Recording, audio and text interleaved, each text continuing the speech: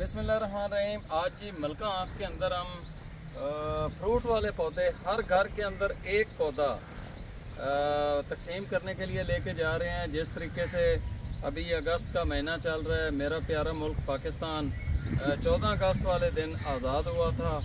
तो इस वो जो अगस्त के अंदर जो हम खुशियाँ हैं ना, आज़ादी की खुशियाँ मनाते हैं, उन खुशियों के अंदर हम अपने स्टाइल से जो है ना ये खुशियाँ मनाएंगे। हम पौधे तकसीम करेंगे और वो भी फ्रूट वाले। तो ये मलका आंस के अंदर लेके जा रहे हैं जी।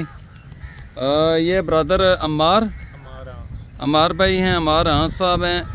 तो ये 2 रक्शे जी अमरूद के पौधे हैं। माशाल्लाह आप इनका कद देखें, बहुत बेहतरीन तरीके से ग्रोथ हुए। ये चाइनीज़ गोला जिसके ऊपर बहुत जल्दी फल आ जाता है, तो वो रक्शे ये 2 भर के हम लेके जा रहे हैं मलका आंस के अंदर, और आज वहाँ पर ये तकसीम किए जाएंगे ताकि हमारे हर घर के अंदर फ्रूट हो, हमारे घर के अंदर माहौल दोस्त पौधा लगा हुआ हो और ग्रीनरी हो, जिससे हमारा प्यारा मुल्क पाकिस्तान क्लाइमेट चेंज की जो मुश्किलात के अंदर फंस चुका है, उस हवाले से बाहर निकल सके।